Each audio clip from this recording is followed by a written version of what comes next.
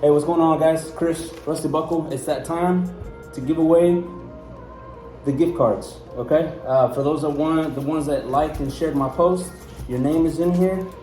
There's probably about 20 names. I got 2 gift cards, $50. The only thing is that you got to bring me with you. That's it. I have my lovely assistant here today. What's your name? Brandy, the manager. Brandy. She is the manager. Yes. So if you got any problems, go to Come see Brandy. me. You got a problem with Alan? Come see me. Go to Brandy. And she's gonna pick the name because I don't want people mad at me. Okay. Brandy, pick away. Pick one. Just pick one for now. You got one? Got one. All right, here we go. Jess Laywell, Mr. Jess Laywell. Look at that. Look at that. Thank you, sir. Big supporter of Small Circle. I just saw him yesterday. He was wearing one of my hoodies. Solid dude. Very solid dude. All right, man. We got a lunch date. All right. That's got your name all written all over it. Okay, here goes the second one. Ready. Brandy, here you go. Uh-oh. Ooh, those people that you just dropped, they're gonna be mad at you, I bro. know, right? You're gonna be so mad. Come on. There you go. All right. All right, here we go. Here's Ready? the second one. Melanie Sanders, Miss Melanie Sanders. There it is, right there. I know she lives out in Conroe or whatever, but she's gonna have to make a trip over here to come over here and eat some great barbecue. So those are the 2 winners. We can meet up, or if you want me to, I can drop them off here with your name on them. Come and get them. Yes. Brandy, Yes. thank you very much. No problem. How long have you been working here?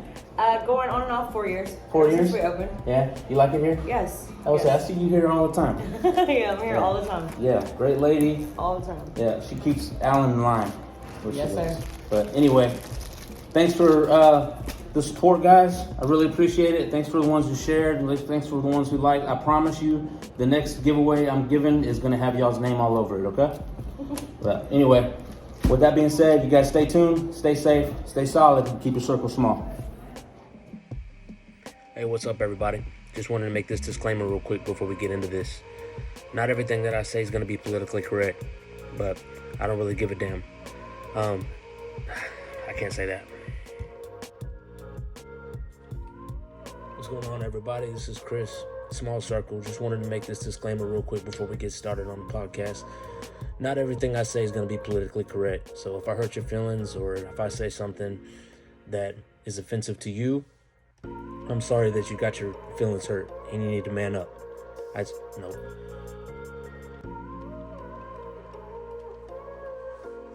Hey, what's going on, everybody? This is Chris at Small Circle. Just wanted to make this disclaimer real quick before we get started.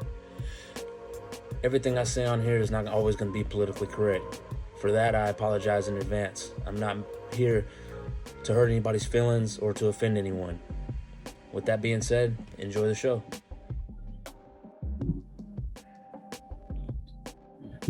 Hey, what's going on, everybody? This is Chris at Small Circle. We're back. It's episode 12. Took a week off or whatever for you guys to catch up and everything. Hopefully you guys caught up on all the episodes, previous episodes. There's some good ones in there. My guest today is Greg Garcia. He is a local pastor at a church. What's the name of your church? Victorious Living Church. Victorious Living Church. Where are you guys located at? We are at New Caney off of 1485 at 21921 South Park. It's right behind the Dollar General. So if you head out towards 242 and you pass like the fire station, then there's like a Dollar General. The building's like right behind there. Okay. Yeah. Right on. How'd y'all find that place? We were at Oakley Elementary for a long time. Yeah, I remember that. For about 3 years. And we just started looking. And that place came up. They were actually selling it and they wanted to sell it. Well, of course, our church wasn't in a position to try to buy it. Sure. So I just reached out to them and said, hey, would you be interested in renting it? Because it had previously been a church. So it was already built out like a church. So, okay, yeah. So, So it was really minimal renovations. Yeah, absolutely. Yeah. And they came back and we negotiated and they were willing to rent it to us. We've been there for almost 2 years now. Right on. Well, how long is the are you the like the main guy? Yeah, Like, we started it. Andrea and I started it. Okay, I was like, yeah, you and your wife, Andrea, started Yeah, it? we started it it was just our family. Like we actually started it in spring Yeah. over at a hotel conference room right there by Splashtown. I Right. don't remember where, because we were living in Conroe at the time. Yeah, it was just for like the first couple of services. It was like me and Andrea and Liam and Caleb. Yeah. And my parents. Yeah. And it was like, it was just us for a while. And yeah, so we were there for about a year, and we had got a new couple of families that actually lived over here in this area. Right. So we're like, you know what, let's move the church over to New Caney. And so then we started renting an office building, and it was a small space. Like we were fitting like, well, again, then it was back to just us again. So for like a year straight, it was just me and preaching to my family. Really? And then like all of a sudden it grew. Yeah, right. Yeah. And like all of a sudden now we had like 30 members and packed in this little bitty room. We're having like our Sunday school like in the hallway of the office area. And so like, no, we've got to get out of here. And that's when we moved to the school. Now, what religion is it? It's non-denominational. Non-denominational. Yeah. Okay. Yeah, we're a spirit-filled church, but we're non-denominational. Okay. Yeah. Yeah. Because kind of getting back a little bit, you're not new to the area, but you kind of are new to the area. I remember what it feels like, like you guys just moved here a year ago, but y'all been out here for, I mean, since Caleb and Jason's been playing, basketball. You know what I mean, with the little dribblers. Yeah. We lived in, so I grew up, Andrea went to high school in Cleveland. Okay. Yeah. And I went to high school in Cold Spring. Okay. And so we met at church in Cleveland, and we were there for a while, and we lived in Dallas for a little bit. Right. And we moved back to Conroe about 11 years ago now. It's been 11 years. Yes, man. It's been 11 years now. Yeah. And I think I met you when you guys were still living in Conroe is when we met. Yeah. At basketball tryouts. Little dribblers. At little dribblers. For sure. You were like one of the first guys that was like nice. I mean, like actually, you know what I'm saying? Like you must have caught me on a good day. Well, I mean, like not like, you know how those coaches are. They're acting like they're winning the NBA championship. They're like, don't talk to my kids. Don't talk to my kids. You're not recruiting, blah, blah, blah, whatever. Yeah. And so like, you showed me some of the ropes, told me what was up, this show here, do this and all this, we're doing that. And so that was a real big help to me. Yeah, man. I try to be as helpful as I can, man. You know what I mean? It's for the kids, bro. You know what I mean? Whether I win or lose, I don't really take that seriously, because if you focus on winning, then it becomes more about you and not about the kids. Absolutely. You know what I'm saying? So you're practicing whatever, you're cutting corners and stuff just to try to make the kid that is having a hard time, right? And you're, instead of giving him time, focusing on the fundamentals, you're trying to cut corners or whatever to make him better or to keep up with the other kids, and that's not right. And it just cuts into them. But anyway, we're getting off topic. So what made you want to become a pastor? Well, I guess the short answer would be like, God's been too good to me for me not to want to serve him. Right. But if we go back a little bit, I never went to church when I was super young. My mom did when she was little. My dad and her divorced when I was 1. So he was not in the picture for the most part throughout my life. She remarried, and they divorced. And so at that point I was like 10, 11, 12, somewhere in that range. And we moved to Cold Spring with my grandparents because we didn't have anywhere else to go. And so they were, gracious enough to buy us a mobile home, put us on their land, and give us a place to live. And so it was like culture shock. We went from Rosenberg. We were living in Richmond, Rosenberg area to dirt roads and cows. Right. So it was a big difference. Yeah. So I was changing schools, and of course, going with living with grandparents, the rule is you're going to stay here. You're going to go to church. So for sure. So that was the deal, right? We went to this little storefront church. And so throughout my high school years, I went to church, was involved in a youth group, but I would say I was probably where a lot of people tend to be. And that is like, I put it like this: you live with God, but not for God. Sure. Like in other words, you acknowledge that there's a God, right? There's a creator, and you're living for. You might even be going to church. You're going through the motions and whatnot, but you don't really have a relationship with God. And so, I went through that, and Andrew and I got married real young. I was 19, she was 17. Yeah. So as you can imagine, totally unprepared for marriage. Yeah. Right. So that's the same thing. Me and Tanya were the same age. Yeah. We Oh, got really? married. Yeah. Oh, wow. Yeah. Yeah. So you know exactly what I'm talking about. Yeah. Well, it's like we were talking about earlier before we got this started. Is like, and we'll touch a little bit about it later. But back in our generation, it was you go to school, you get out, you get a job, Yeah. you get married, you have kids, and you retire. Mhm. That's it. That's what you do. That's what you do. What you're not supposed to like your job. You know what I mean? You're not supposed to like what you do. Yeah, yeah. You know what I mean? Yeah. It's just, my dad, he worked his ass off probably doing something that he didn't like, but it was good money and it kept us, fed. Because their generation was raised to work. Right. That's what they did. Yeah, it exactly. don't matter. As We long as didn't. you're working. I think we were kind of like the last of a dying breed almost, because we just got to get a job. You know what I mean? Yeah. I'm married now. And then like 6 Mhm. months later or whatever, or actually longer than that, probably about a year later or whatever.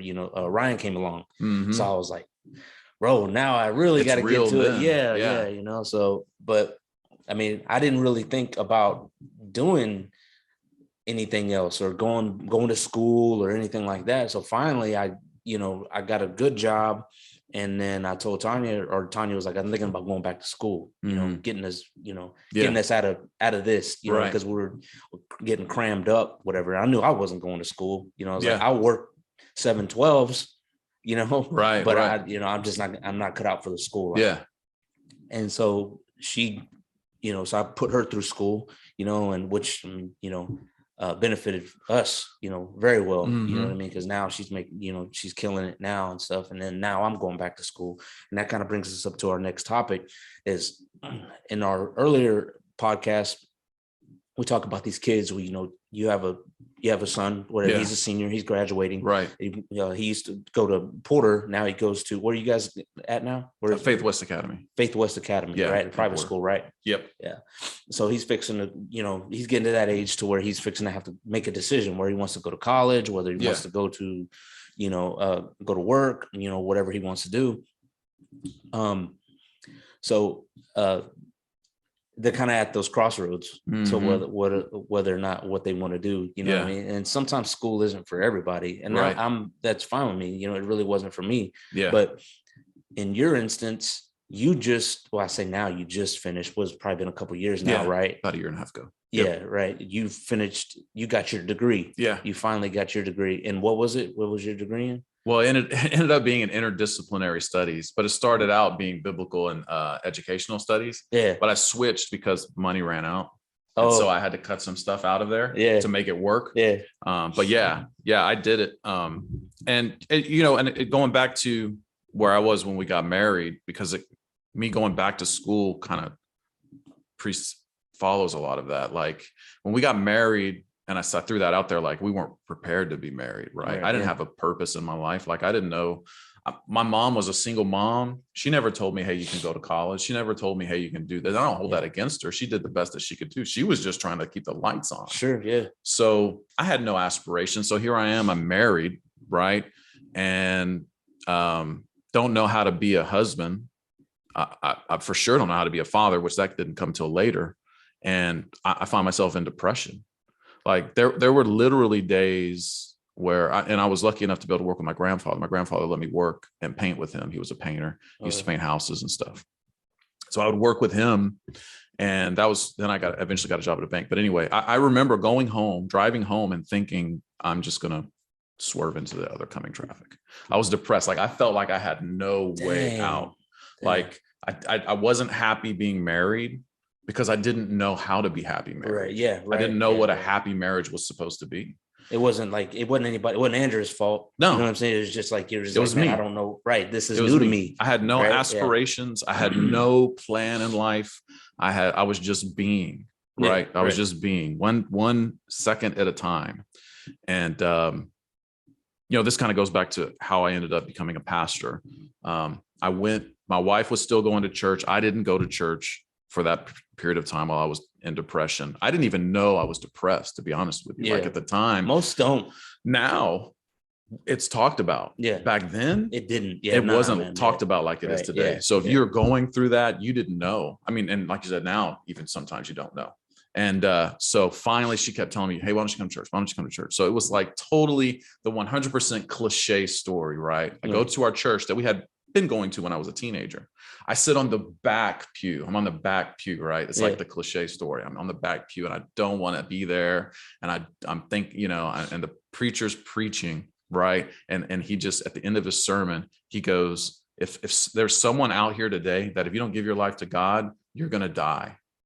And I heard that, but I wasn't thinking about it. But but like I said, I can look back at it and see, obviously it was to me. But then I was just so focused on, nope, I'm not moving from this pew. I'm not moving from this pew. I'm just ready to get out of here. I'm just ready to get out of here. The assistant pastor's wife, who was like the pianist or the organist, this was a big church at the Christian Life Center. It's 500-600 people. She goes from the platform all the way to the back pew, and she grabs me and she says, Greg, this is for you. You need to come up here and let Bishop Nealon pray for you. And so I went up there, I got prayed for, and I'm not kidding you. God delivered me that day from depression. From that day forward, my life was different. And so in the face of what I feel like God did for me, how can I not serve God? After being set free from something like that, from feeling like I wanted to die, like I was worthless, like I was nothing, like I was nobody, to feeling like now I have a life, I have a purpose, I can breathe. And so that's what led me into ministry. Oh, really? And into wanting to help other people. Yeah, for sure. Right. But yeah, so I jumped into ministry really early and young. We became youth leaders probably like a year and a half later after that. There was an opening at the church. And so all of a sudden we're working in ministry. So now our life is starting to become focused around ministry, but I have no career. Right. And so I just take whatever job I can get. My father-in-law worked in the plants in Pasadena for an environmental company. He knew somebody who knew somebody. Before you know it, I'm working in the plants, working 410s, And that eventually goes to a job where I'm working at the DFW airport in the environmental field. I'm an environmental project manager. I did that for 7 years and I absolutely hated it. Yeah. And I hated it. And we eventually moved back here, get a job, taking photographs of vehicles. Yeah, they'll say yeah. Didn't hate it, but didn't love it either. Right. All the time doing ministry until finally I started coaching, right? Started coaching the Little League. Yeah. And we'll get into that more because there's a lot of good stuff to talk about there too. I know I'm like telling you how to build the watch here instead of just what time it is, but I love telling the story. So ahead, I was just like, one day I was Andrea was like, well, why don't you go back to school? I had tried to go back to school once before and it failed. It just didn't work because I had no purpose. I was like, I'm just going to go back to school just to go back to school. Right. Yeah. I had no reason. Well, now after I'd coached and I'd already been working with young people as a youth leader. Sure. And so Andrea was like, why don't you teach? And it was like a light went off in my head. I was like, man, you're right. Like I teach every Sunday for free. Right. Why not get paid for it?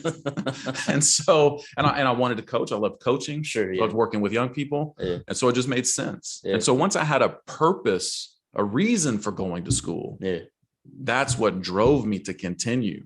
And I think what happens with young people now is they go to school because their teachers tell them that they need to go to college. We tell our kids that they need to go to college, but they really don't have a reason to go to college. Exactly. Yeah. So they get there and they have fun, whatever, living the life of an early 20s kid, surrounded by a bunch of other early 20s kids, but they don't have a reason. Yeah.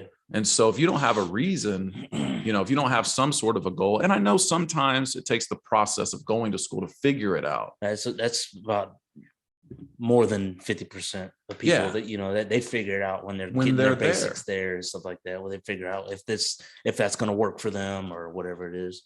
One of the biggest issues and I think with our culture today is people don't have a purpose.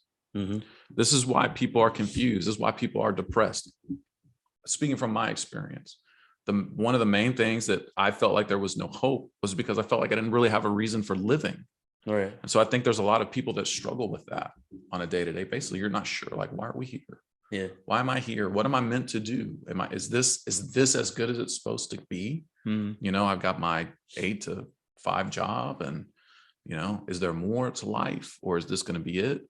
And so once I really feel like I found purpose in life, that was what turned things around for me, educationally, career wise, personally, family wise, everything.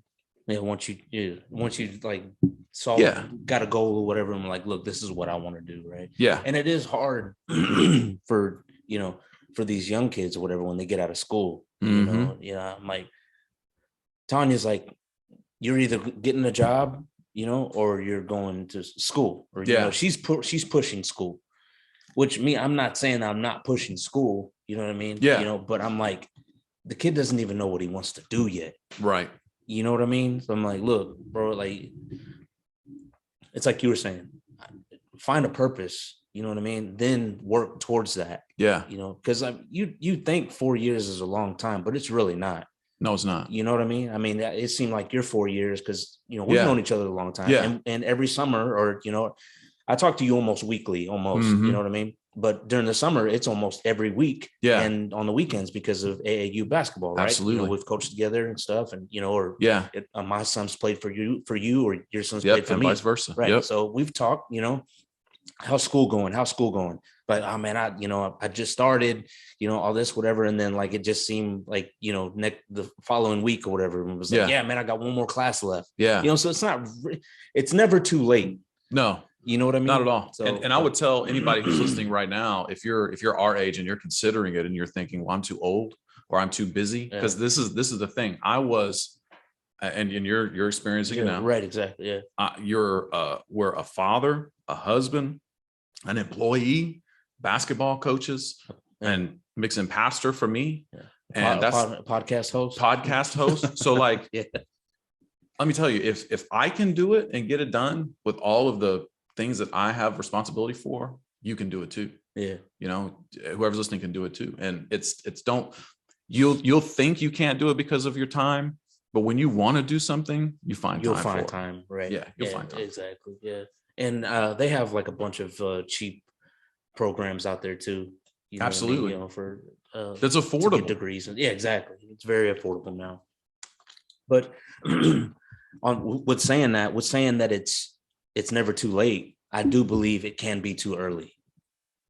Yeah. You know what I mean? If that makes sense. Mm-hmm. You know what I mean? Because it's like you're saying, if Jason decided to go to like a big 4-year college at like Sam or something like that, and he gets there and he's just not ready. Yeah. He's just not ready he just got done with 12 years. Right. The last thing he wants to do is go another 4 years. You know what I mean? Some people want to take a break or whatever, Yeah. Well, if he does end up going there or whatever, and then, this has happened.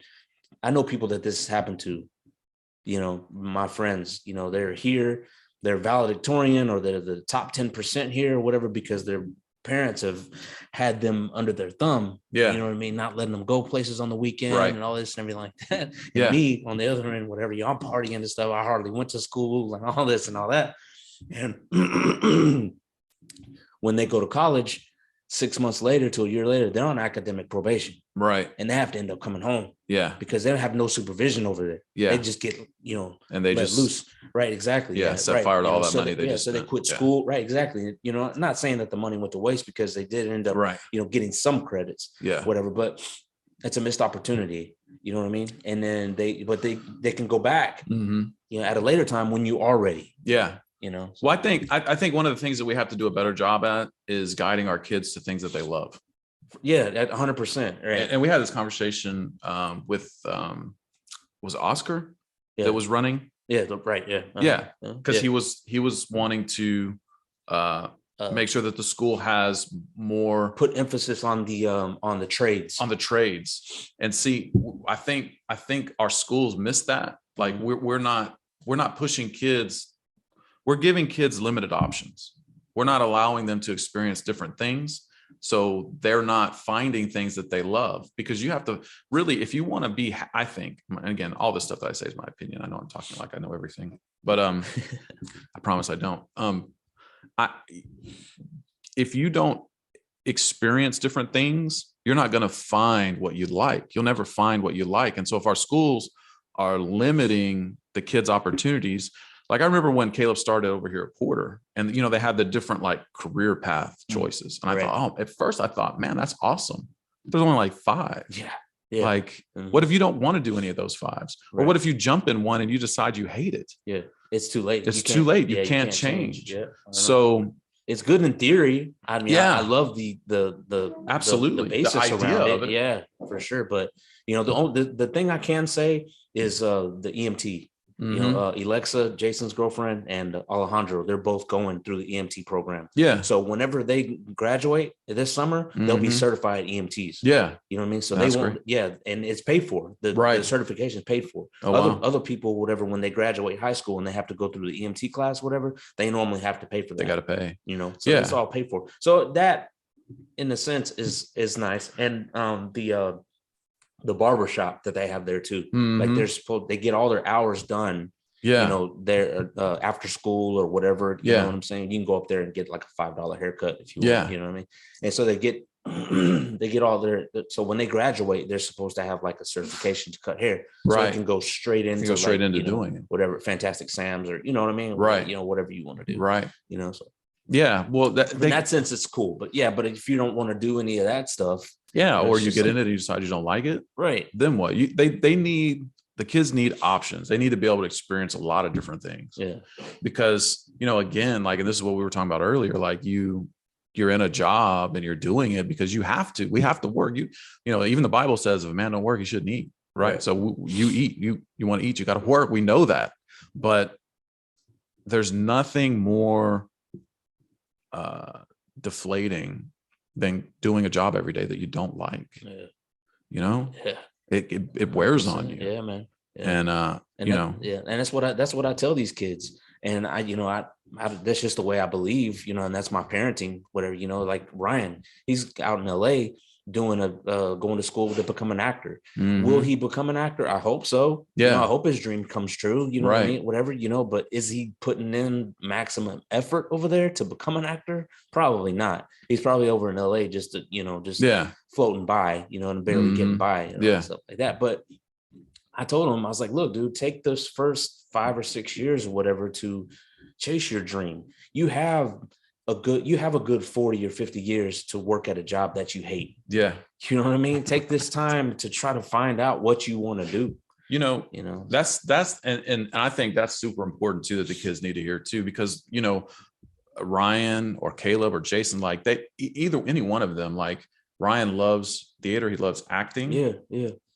Just because he doesn't become an actor doesn't mean that he can't still be in that industry. Exactly. So you might as well chase it now. And that's another thing that I tell, especially young people, like you can come back from anything. Sure. Yeah. You can come back from anything. Chase your dreams and fail. Yeah. Don't not do it and then be 50 and look back and think, what if? Right. Man.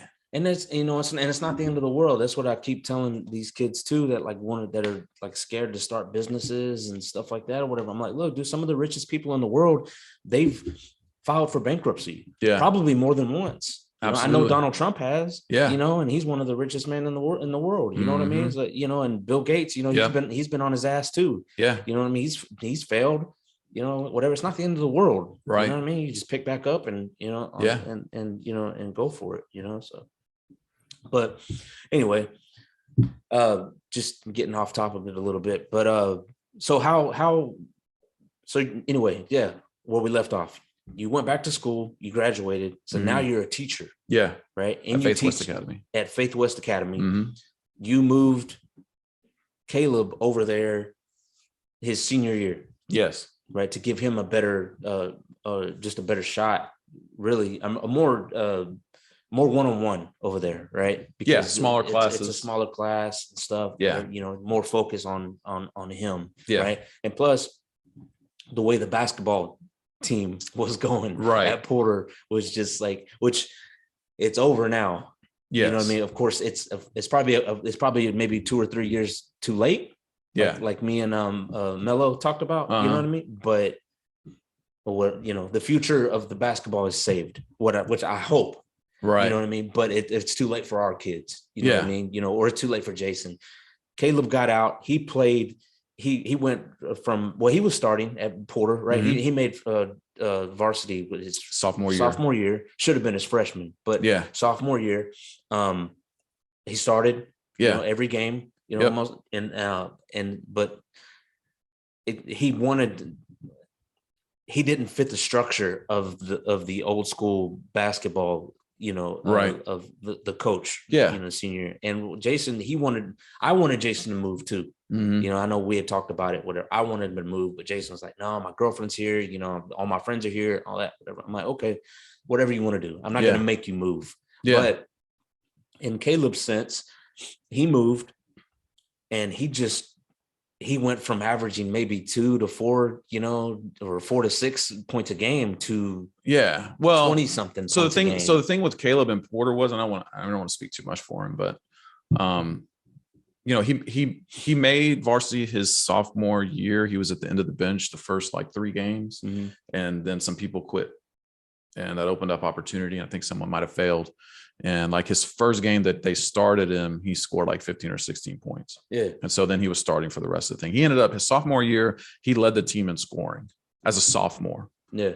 And I remember that. Yeah. So we're excited. I was like, dude, this is the beginning. Yeah, this is it. You Right. got your chance. You've showed them that you can play. They know what you can do now. And then we come back as junior year. Of course, it comes, COVID and all that.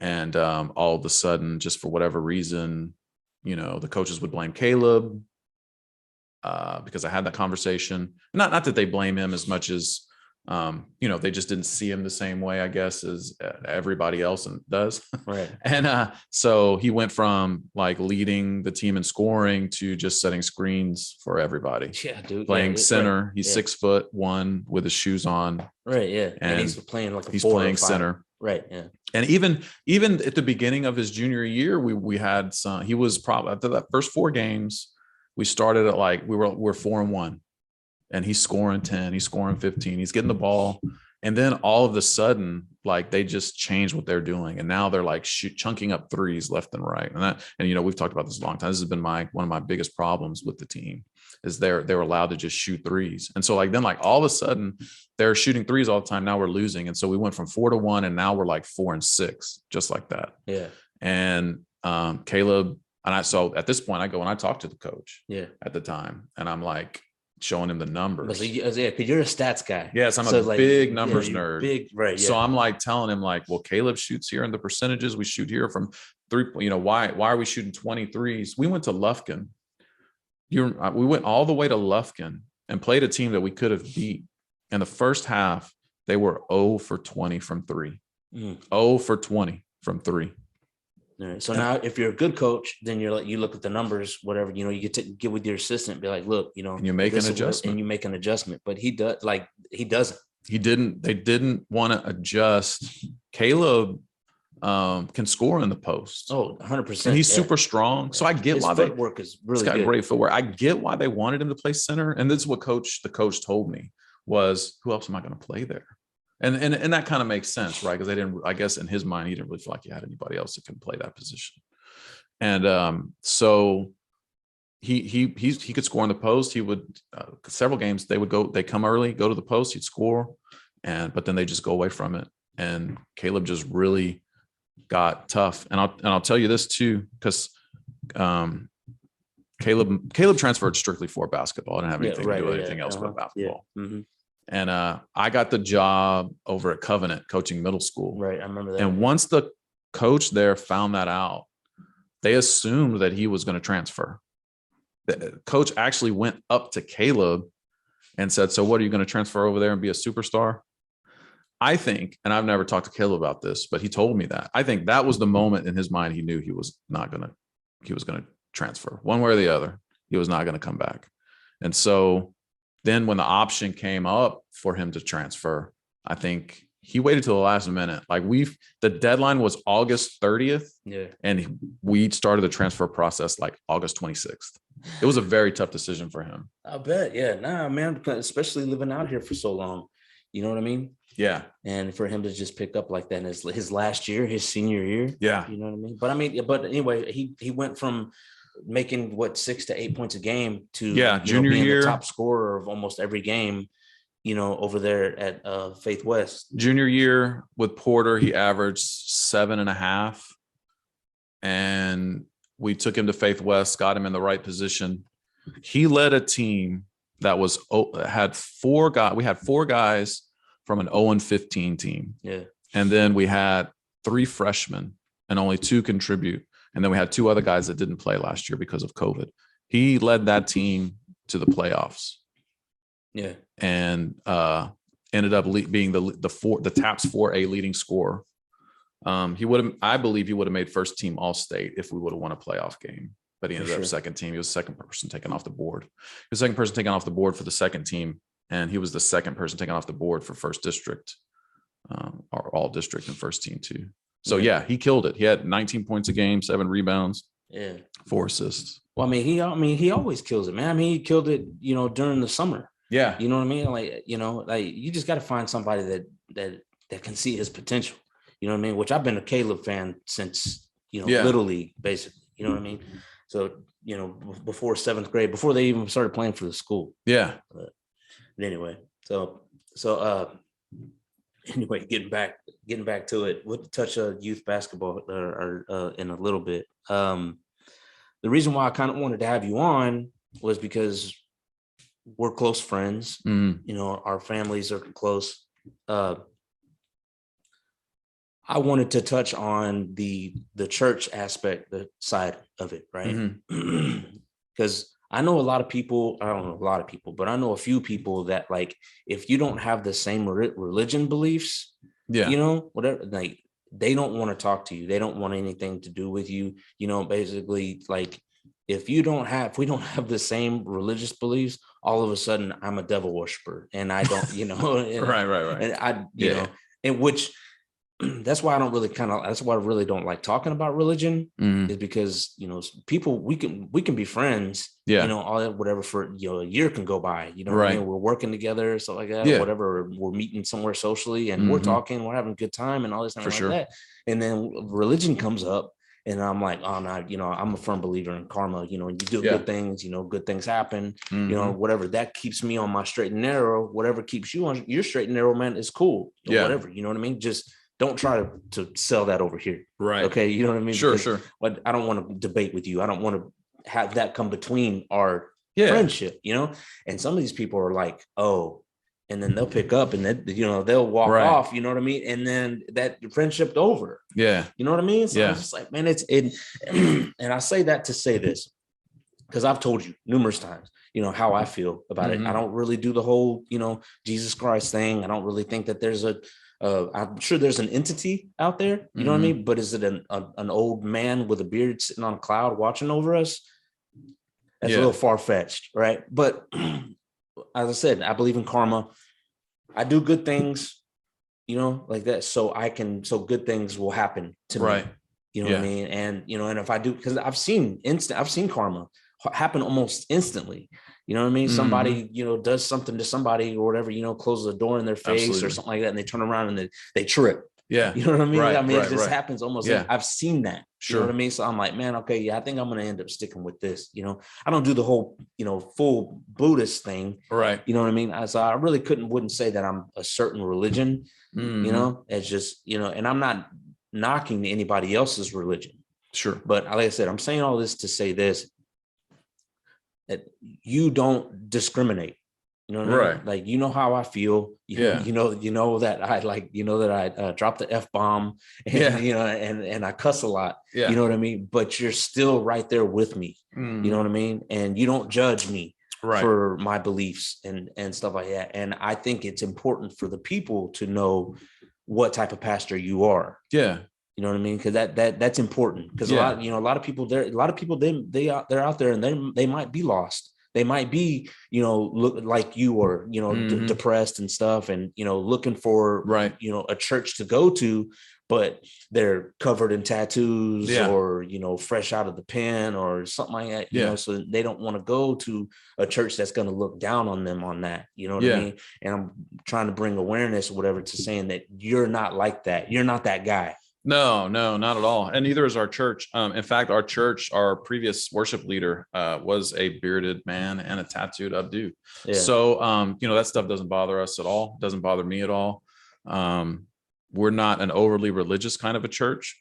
And what I mean by that is like, a lot of churches have, especially denominational churches, they have rules, they have legalism and things like that. Now we do, of course, we believe in sin. Of course, we believe that some things are wrong. Of course, right? Yeah, like anybody else would, right? But but like, if I'm gonna lead someone to know Jesus, I can't beat them over the head with some things that they probably already feel bad about. Yeah. You know what I mean? Like we all know our faults. We all know our mistakes. You know them, so I mean, I know mine. I certainly know mine. And it's better. A lot of people think, well, I can't go to church because I'm too concerned with what I'm not going to be able to do. Yeah. That's not what it's about. It's about relationship. Yeah.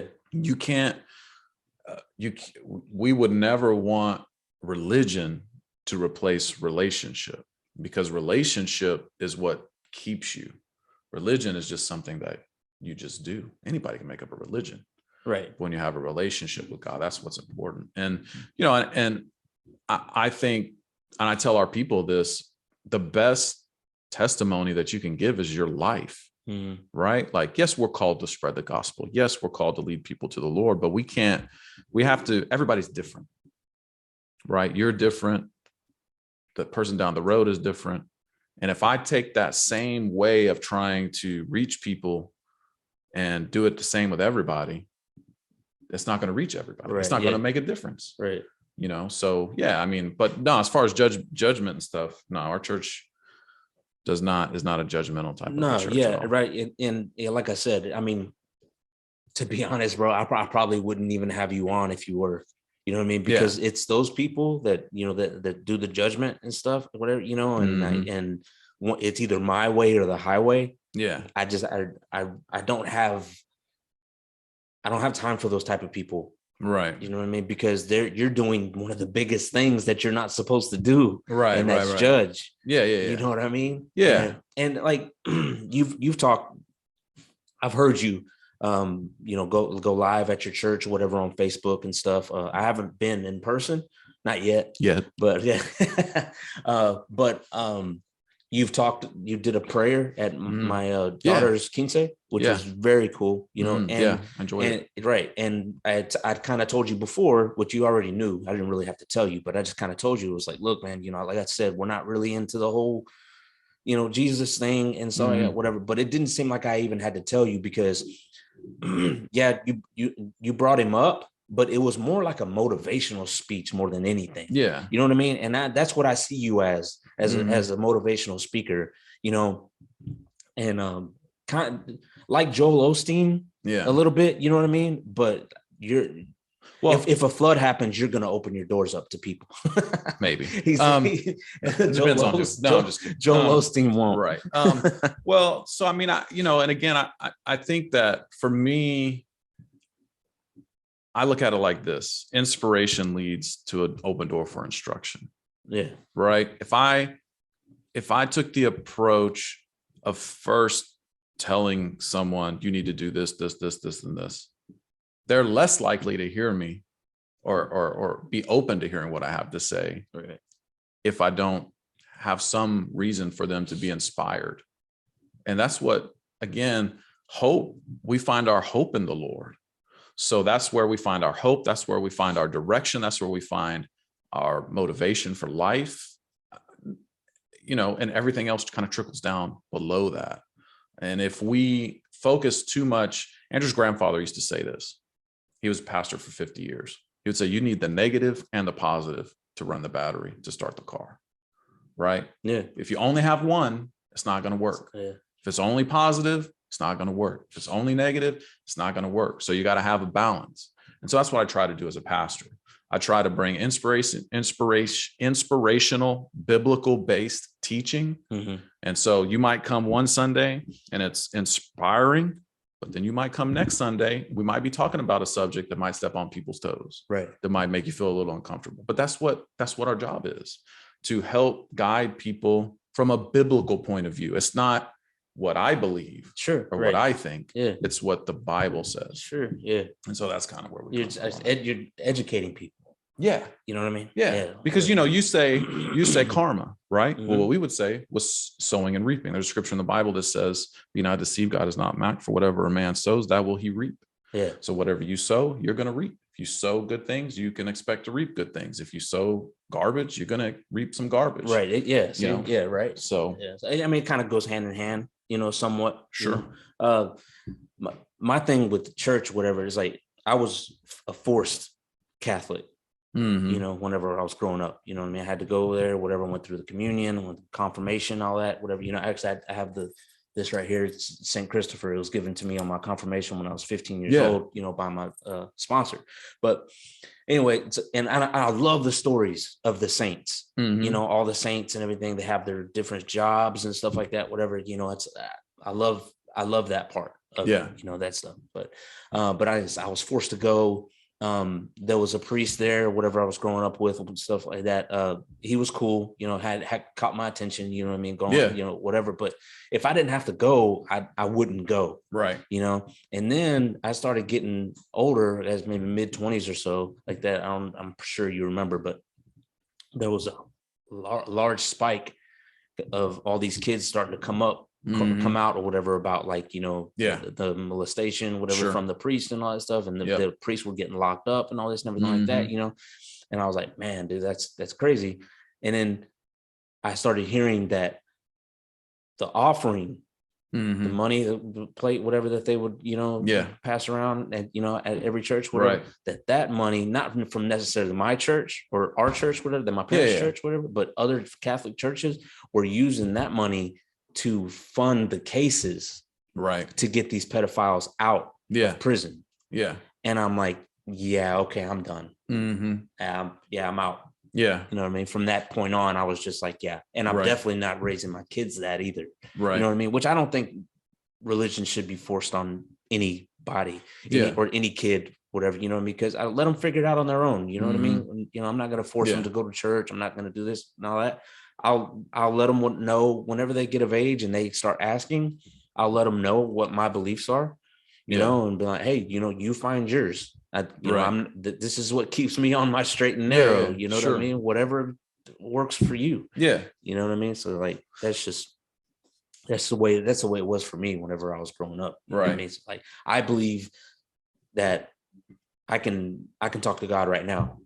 Sure you can. You know what I mean? Like, I don't have to go to a place of worship or whatever, you know what I mean? I could talk to him right here. But a lot of people don't believe that, man. A lot of people, they got to go to church, and that, like I said, dude, that's fine. That's totally fine. You know what I mean? Whatever keeps them on the straight and narrow. But all I ask is, don't push it on me.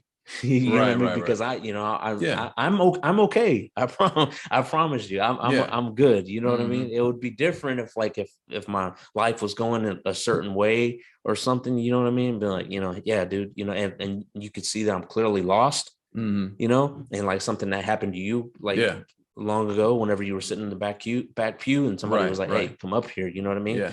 I could say then, but I got a wife, I got, kids and stuff, I got a roof over their head, I was like, trust me, bro, I'm good. you know what I mean? I would say this, like, everybody remembers going to the swimming pool, right? You remember going to the swimming pool, local swimming pool, they have a lifeguard up there. For sure.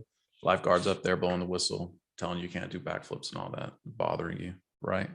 And nobody really liked the lifeguard unless it was a super attractive lifeguard. But it's not until you're in the water drowning that you realize the importance of the lifeguard, right? Even though the lifeguard's always there. And I think where a lot of, and again, it's my opinion, I think where a lot of people miss it is God is there and he still does the things that we don't, how can I put it? Like the lifeguard, right? The lifeguard's there to protect us. Lifeguard's there to watch over us. Lifeguard, whether or not we acknowledge the lifeguard is there. Right. But sometimes it's not until we're drowning that we realize that we need the lifeguard. But I think that we have to realize that we need the lifeguard even before we're drowning. Sure. And just because we're not drowning doesn't mean that we don't need God.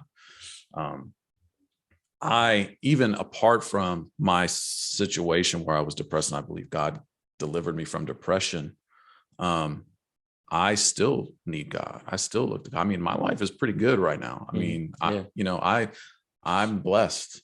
And, that's what I was saying earlier. Like, God has been so good to me in my life with my family. How can I not? Sure. Yeah. I believe in God. We believe in God. So, but that's your instance. Yeah. You know what I mean? Not, that's your personal, experience, you know what I mean? Whatever. Sure. Not everybody's like that. Right. You know what I mean? And I think you accept that.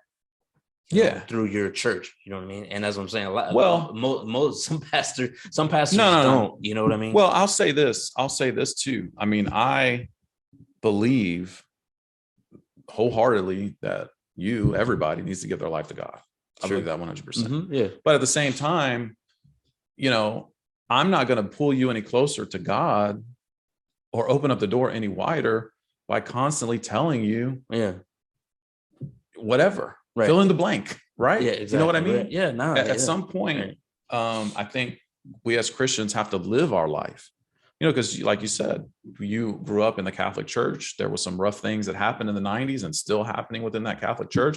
The Catholic Church is not a representation of what God is, I don't believe. Right.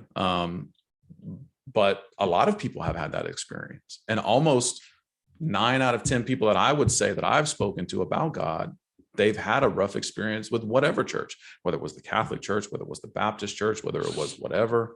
And, that really kind of can turn people off to the whole thought of religion. Yeah. Well, right. That's why we're not talking. That's why when I would say, if we're going to talk about God, let's not talk about religion. Let's talk about relationship. Yeah. Right. So, that's kind of the. So you approach it in a totally different way, man. Like whenever we get to talking about it, you know what I mean? And then afterwards or whatever, I'm like, man, like, dude, like this dude, he just talked about God and religion and stuff, but not bringing it up. Almost, you know what I mean? Like you found a different way to approach people, it's like, it's cool, man. Like, I think it's a good thing that you're doing. And here's the other thing too, for me, like I love to debate. Like if you wanted to sit here and you wanted to debate, we wanted to have a debate about what is truth, where does people come from? How did life begin? Where do we know right from wrong? I would love to do that. And we could still be friends. Exactly. Afterwards. That's what I'm saying. Even though we have separate, because I think those discussions are important. And they are, you know what I mean? So, but people, I think, my opinion, whatever, people are scared to do that because they don't, whether they, I don't think they have full faith in God to sit down and have a debate. That's another good point too. You know what I mean? To be held there, a lot of people. There are a lot of going through the motion Christians. Yeah. Too. Right. Yeah. Yeah. So I agree with that also. I think really, when you talk about debating, like, dude, like we could take, that's a whole other level because it's a whole nother podcast. That's not even religion. Right. Yeah. Right. That's life in the world. Like people nowadays are so polarizing. Like everybody's so quick to throw stones, but nobody wants to come across the aisle and talk. Right. Yeah. And that's why we can't get anything done. Exactly. In our government. Right. In our culture. And that's the thing. Anything. And that's the thing. And I've covered this on other podcasts, whatever, too. And there's so many lines of communication now. You know what I mean? As before, it was just a face-to-face or a phone call. Mm-hmm. You know what I mean? You had to write a letter. You know what I'm saying? I mean, now you can tweet your congressman. You can, all this, man, there's so many, but instead they want to worry about who's being racist today. Yeah. Or, or something, about what the Kardashians are doing. Figure out a way to discredit someone. Yeah, dude. I'm like, man, if you everybody has a voice now, and if we all got on the same page and we did it, for good, right? Like we could really change the world. Yeah. But people aren't seeing that. You know what I mean? They're just, like I said, they're worried about, their followers or, or what who they're wearing today or what so-and-so is, or, giving a bad review or whatever on, something. They just use it as a negative tool. Most people. Well, and I think that's the problem. I think that's with the problem with social media and Twitter. Yeah, we could go on a huge tangent on that. So I don't know if we want to go there, No, but that's man, the main problem is the negativity. Right. Yeah. It's a cesspool of negativity is what it is, when it could be something for positive. It's supposed to bridge gaps between people from other parts of the world. But instead, everybody's using it to troll everybody else. Right. And people, and they try to regulate it. Like a lot of people get upset or whatever at Facebook or whatever, whenever they get in jail or, or they get their post taken down or something like that. Whatever. Yeah. I'm like, man, like the web is the Wild West, man. It is. Somebody has to regulate it. Yeah. You know what I mean? It's, I don't know. Well, from a Christian point of view, this is what I tell people too. I tell other Christians this, like that right to free speech. Yeah. We have to protect that. Yeah. And like at all levels, like, because I had a discussion with another minister a long time ago, and he was like, well, something to the extent of blah, blah, blah. And I was like, well, if we want our kids that believe in God to be able to go to school and wear stuff like this, it says live by faith, then we got to allow the other people that want to have the stuff that we think is super crazy and out there and devilish, because it's just maintaining that right. Yeah. Because the moment that we start taking away rights, brother, this, we're not ever going to get them back. Right. But a lot of people don't see it like you do. Yeah. You know what I mean? They're like, I want this shirt, being able to be worn, whatever, to schools or whatever, but I don't want any AC/DC shirts. Yeah. And that doesn't have it like that. And that's not, from a Christian point of view, to say that's not that you condone that. Right. Exactly. Right. That doesn't have anything to do with it. It's protecting freedom of speech. Yeah. Right. That's what makes our country different than every other country in the world. Yeah, for sure. Free speech. Free speech. Yeah, man. And like I said, it's like you're saying, even if it's stupid speech. Right. Yeah. Right. But I mean, you gotta know what to tune out. Right. You know what I mean? And what to accept, I mean? Bishop Neelan, our pastor in Cleveland, used to say, you got to eat the chicken and spit the bones out. Yeah, there you go. And then, bro, that's another thing I like, the analogies that you give too, man. Because like lots of times, people preach or whatever, and they're just reading right from the thing. Right. You know what I mean? Right. And like I've seen some of your what do you call them? Sermons. Yeah. You'll read it and then you'll close it, whatever, you know what I mean? Sometimes you don't even have it in your hand. You're like, you're just spotting. It's all up here, you know what I mean? Which is impressive. And you'll say a quote and then you'll be like, look, this is what this means, whatever. And then you'll give like somewhat of an analogy. Yeah. You know what I mean? And it keeps I think it keeps everybody's attention, from the old people to the younger people. Well, again, you know what I mean? By explaining it to them like that. It's connecting. Sure. A relationship. It's taking it and taking the word of God and making it relatable. Yeah. Like if you've never been to church, or you've never experienced, and you open up a King James Bible and you start reading thou shalt and thou and this, and it's going to be tough to it's overwhelming. For sure, right? It's going to be tough to try to wrap your head around. So, as a minister, I think it's my job to help make it relatable to people. Yeah. And the word of God is relatable. It's just, helping people understand it. And again, connecting them to it. Yeah. Right. The relationship. Yeah. That's not religion. Yeah, I hear you, man. I hear you. All right. So just anyway, so you wanted to talk a little bit about youth basketball, you said? Well, youth basketball and like recruiting, because all that stuff is so crazy, right? Like, and I'm going through it right now with Caleb, especially recruiting. That's what, yes, not to cut you off or anything, but let them know. Yeah. Right? He teaches at Faith West Academy. And then not only that, but he coached Caleb's senior year. He was an assistant coach in basketball. And now he coaches, you coached a 7th grade team at that school too, right? Their school, I coached what they would have called middle school. It would have normally been the A team, but since we didn't have any 8th graders, it was the B team. Okay. So we played a B team schedule. Right. And then now you got a job in the summer at 365 Elite. 365 Elite. Right. Which is AAU basketball program. Yeah. Okay. In the spring area. Right. Okay. So, I mean, how's that going? It's going really good. I didn't know what to expect. It's a big organization, a lot bigger than I thought it was going to be. And bro, and they're legit. Yeah, like they're legit. serious. Yeah, Like they've got a really great program. Like something that I would love to see done here. Yeah. Is so they have like a developmental system, and it's only like $250. Yeah. So it's like $250 for like 8 weeks, and you have a practice and you have a game, and these are for the kids that aren't ready for travel or AAU or that level of competition. They're working on skills, they're working on terminology, they're working on teaching them basics of offense and defense, the fundamentals, fundamentals. Yeah, exactly. And but it's affordable. The way it's supposed to be.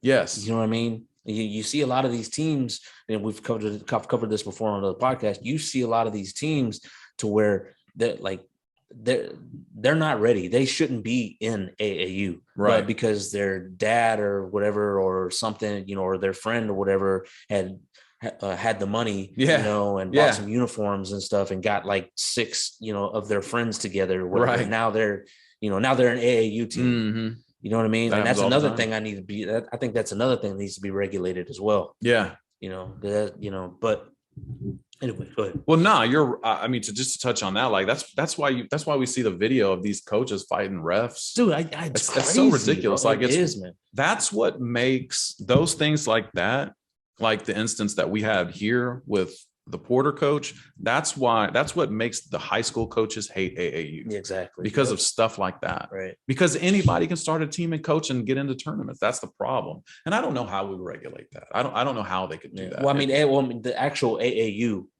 you know, should be regulated. But you know how that is, though. I mean, the way it is now, anybody can fill out the form and send them their, what is it, $35 or whatever. Well, yeah, no, but they should have. They should figure out a way to do it. Right, they should have directors or something that pop in on these tournaments, you know, whatever, and you know, there was a tournament. It was a Rap City tournament, and we go there. A couple fights had broken out.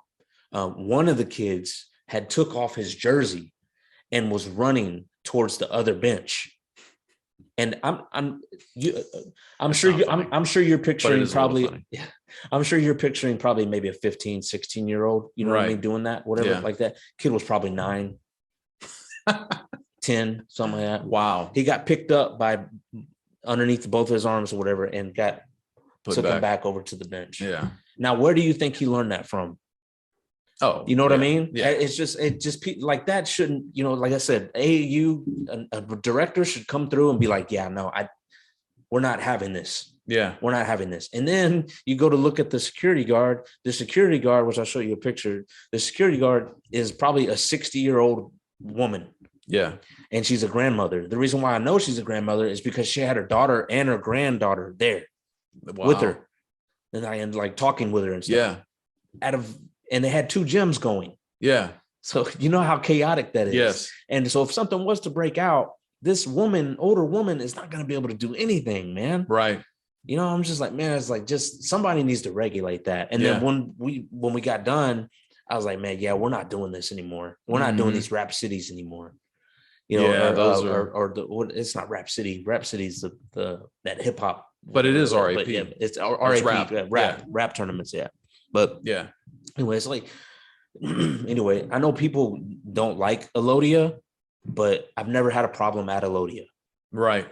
You know, it's always been regulated. It's always been, you know, they always have security there, you know, all that, whatever. I've never seen a fight break out there, you know, that's why I like going to Elodia tournaments. Right. You know, for some reason, these people, whatever, don't speak highly of Elodia. The stigma with Elodia is level of competition. Right. But they've actually done a lot since we've started. Right. They've done a lot to kind of bring up their level of competition. Well, I mean, that's where 365 lives, is at Elodia. That's where, what I mean? Like that's every time we go to an Elodia tournament, it's 365. They have their specific levels that go there. Yeah, absolutely. Mm-hmm. Elite 365 plays. We play. Our first tournament we played Just Play Sports, and that's another good one too. I think that's in Katy. It was in Katy. I felt like it was well run. Yeah, it is. Prime time is well run. Yeah, prime time too.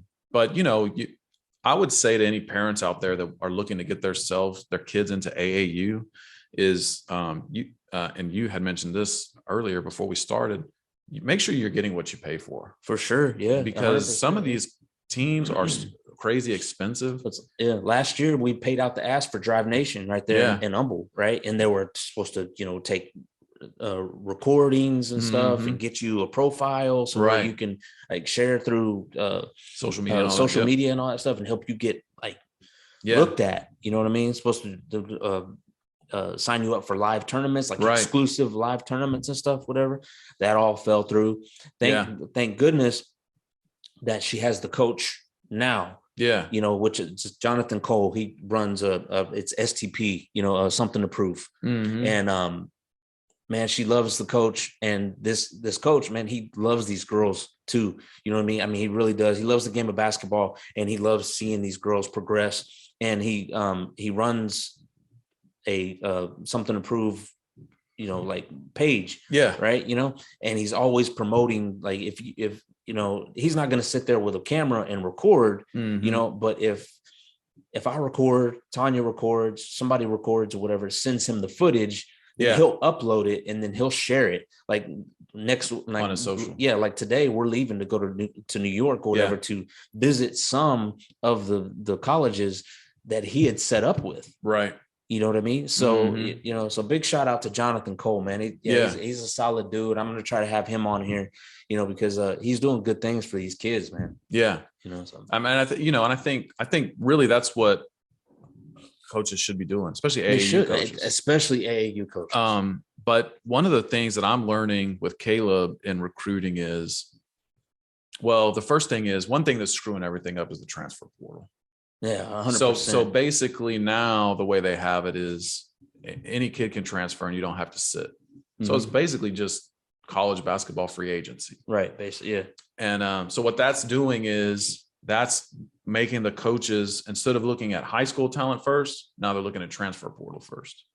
And so now they're looking at transfer portal first, then they're looking at prep school, then they're looking at high school. Yeah. So unless your kid is 6'5", 3 to 5 stars. Yeah. They're getting bumped down. He gets lost in the shuffle. Yeah, for sure. Whereas Caleb, I believe, can play D2. He could play D2, he could play D3 in AIA. I think so too. Yeah. But because of the transfer portal, just seeing him on paper, it's he's where he would be probably already making a decision as to where he's going to go. Yeah. Now with the transfer portal, he's bumped down. Yeah. So all that's kind of pushed up. If he was 2 or 3 inches taller, 3 inches taller, he'd be there. I know. We always joke. I was like, dude, if you're 6'6", you'd be going to Kansas or something. Yeah, but, right. Yeah, but you're not. So you gotta. And and I've seen him play, man. And he's phenomenal. He's a phenomenal player. I tell you what, man. I told you this like after that first game. I don't know if you remember. I texted you. And I was like, dude, I've never seen him play like this. Like he went over there to Faith West on a mission. Oh, for sure. He changed his point of view. Like, no 100%. More passive, no more. Yeah, like it was, man, because I mean that's important, man. Yeah. That's what these coaches don't understand, the impact that they have on these kids, man. Yeah. And the way they talk to them and stuff, and and it's my way or the highway and stuff like that. You can't be like that, man. No, you can't. How many kids with actual decent talent has the coach at Porter run off in the past 4 years that we've been there? Man, and good kids. And, I'm going to preface this by saying that I like Coach Reed. Yeah, right. Yeah. A lot of people don't, but I do like him personally. But I like him personally. I don't have a problem with him personally. But at the end of the day, the numbers say, because I'm a numbers nerd, right? That 11 to 12, maybe even more, I don't know, varsity level kids quit. Yeah, man. Varsity. These were kids that were on varsity, and they quit. Yeah. And that speaks to something. Yeah, no, 100%. Man. Unfortunately, that speaks to something. Yeah, exactly. But I said that's over and done with. They don't know who's going to step in. I heard Coach Frank and Coach Wynn. They're going somewhere else too. Really, the JV and the assistant coach. I was curious to know what Coach Wynn would do, because I know they're also looking for someone to head up the new program. I think he's talking about going to whatever the new one. But anyway, it's important. It's important for these kids to have good coaches. Because sometimes, man, these coaches, that's all the father figure that they have. Yeah, it's true. So some of these kids, they're looking for a father, Right. you know, and stuff. To me, I mean, me personally, whatever, I father a couple of them. Yeah. You know, they come over, they eat, you know, and all that. They'll call me sometimes or text me or whatever. And, you know, hey, coach, what do you think about this and stuff? And, you know, I'll give them advice, you know, because their father's not in the picture. Absolutely. So they come to me for it, you know, so, and I'm honored, you know what I mean? And I really kind of puts me in check. It puts my actions in check. Right. You know what I mean? Because I don't want to do something. I don't want to say something or whatever, you know, and then, you know, them see it. Yeah. You know, just like they were your kids, you know what I mean? Like you wouldn't go off on somebody or whatever, you know, absolutely, because your kids are right there. Absolutely. And you don't want them to see that, you know, so it just, well, that's, you know, I mean, and again, that's the importance of being a coach. And that's one of the things that I, you know, when I didn't think I would be coaching when I started the Little League, the EMC coaching, like I didn't think I'd be a high school assistant varsity coach. Yeah. Right. Yeah, 5 years from now. Yeah. But, you know, it's funny because one of the things that drove me into coaching was their middle school, right? Because you remember Jason and Caleb played middle school on the same team. They were undefeated for 2 years. Yep. Their coaches did zero coaching. That was like all zero kids. coaching. That was all the kids. It was 100% all the kids. I used to ask Caleb, I was like, what y'all do in practice? And he'd say, whatever Coach Keyshawn and Coach Luke told us to do. Yeah, basically. Yeah. And so that's what made me think, you know what? If those dudes can coach, I can coach too. So I'm gonna get serious about this and start pursuing it. Right on. Yeah. It's fun, man. I love coaching. You know what I mean? You know, I just wish it paid a lot more. Oh, I know. That's my deal. Yeah. But anyway, so do you have what are your future goals? What are your future goals for the church? Man, for our church, we just want to continue to help people and lead people to God. Our mission as a church is to lead people to become devoted, passionate disciples of Jesus. And that's our central mission. You know, I mean, if our church grew to be big, that would be cool. But if it doesn't, then that's cool too. So how many people do you have in your congregation? Oh man, if everybody shows up, maybe 35, 40. Yeah. At one point we got up to about 70. Yeah. You know, and that's normal. Churches go up and down. People come and go. But yeah, I mean, we just do our best to try to build relationships with the people that we have. And again, you know, we want to lead them to God. You know, one day we'd like to own our own building. Sure.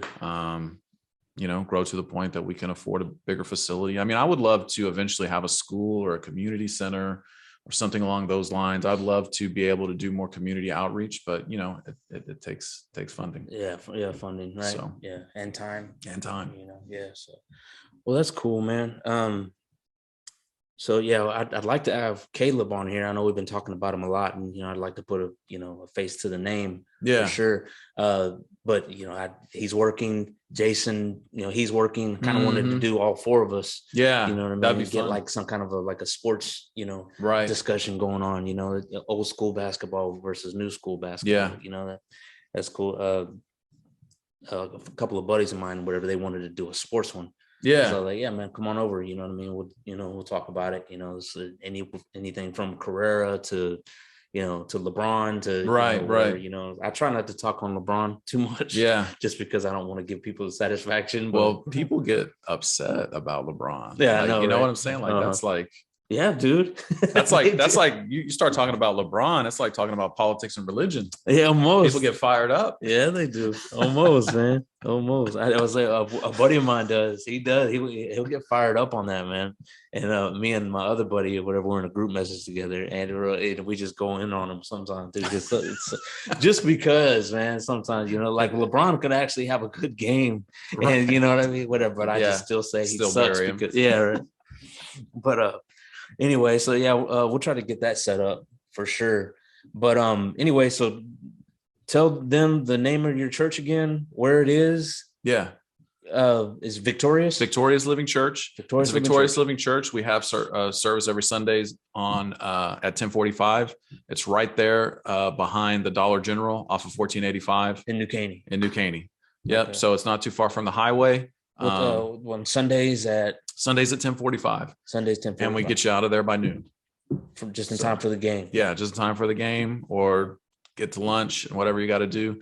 We do a Wednesday Bible study that's online only. You can catch that on our Facebook page, which is Victorious Living Today, or you can just do a search on Victorious Living Church. Our website is wearevictorious.net. There's a little bit of information on there. You can check that out as well if you'd like to. Big thing. Hey, if you're watching, and of course you are always invited for sure. But Easter's around the corner, right? Resurrection Sunday, April 17th. Anybody wants to come out and worship with us, that's at 10:45, April 17th.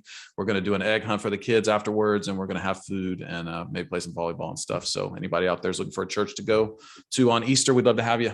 Yeah, awesome, man. And like I said, man, this guy, he does not discriminate. He doesn't push.